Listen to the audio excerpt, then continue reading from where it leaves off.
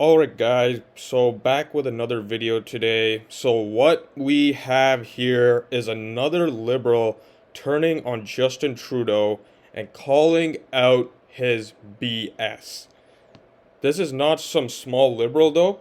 This is former Minister of Foreign Affairs and as well as former Minister of Transportation, Marc Garneau, who is also, as you can see here in this picture, a famous former astronaut, as well as a Navy officer who served as a commander in the Canadian Navy.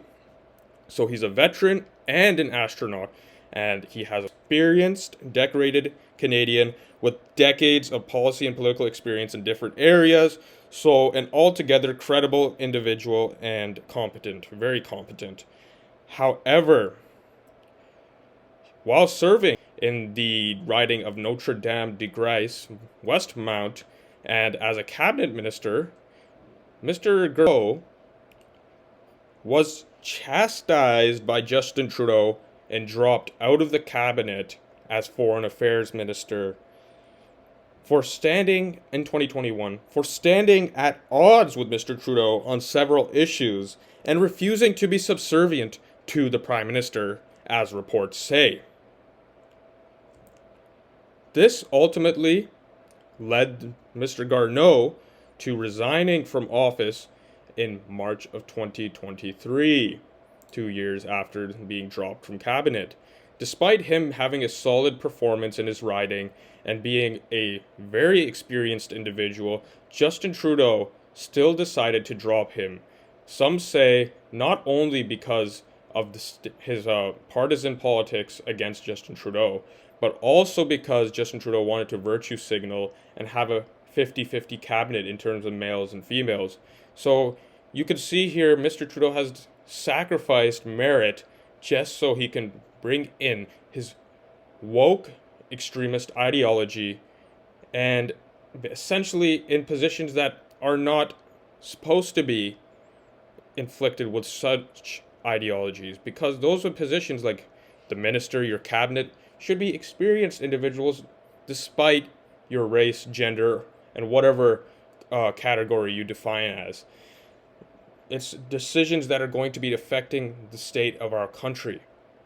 So we should have the most and best experienced people in there. Marc Garneau was one of those individuals, but instead, he took him out because he was standing against Trudeau's policies, as well as wanting to show that he is a woke politician.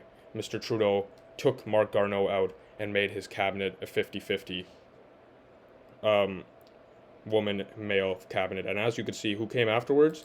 It was this atrocious individual, Melanie Joly. Justin Trudeau has forced out Marc Garneau, a high-ranking liberal with an abundance of experience, simply because he did not fall into line with what Justin Trudeau wanted. This is evidence that Justin Trudeau does not listen to his party members and does what he wants to do, just like a dictator. And now this behavior of Justin Trudeau has been called out by Mr. Garneau personally on the CBC a couple days ago.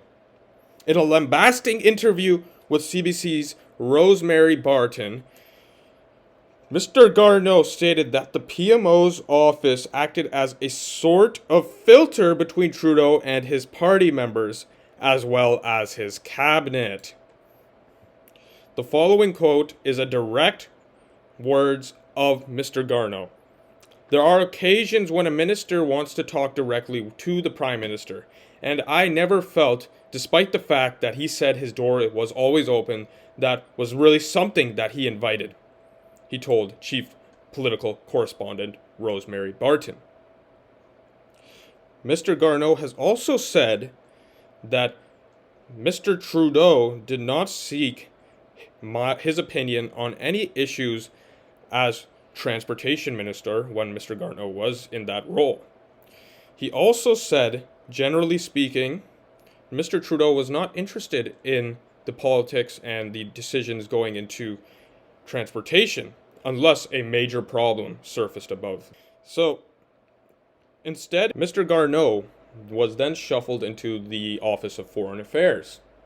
And while serving as the Minister of Foreign Affairs, he has stated that Justin Trudeau, and despite being Justin Trudeau's Minister of Foreign Affairs, the responsibilities did not bring him any closer to Trudeau. The only time he was called into office was once to offer advice at a meeting with then Ambassador to China Dominic Barton to discuss the status of Michael Korvig and Michael Spavor, who were once imprisoned at China at that time. Stated then that the Prime Minister's aloofness led me to conclude that he did not consider my advice useful enough to want to hear it from me directly, relying instead on his staff. I found that disappointing, to say the least, being kind terms, of course. During his interview as well, Mr. Garneau also said that he still does not know why he was let go as the Cabinet Minister of Foreign Affairs, and that the removal was like a gut punch and very disappointing. So, there we have it, guys. This is how Trudeau works in government.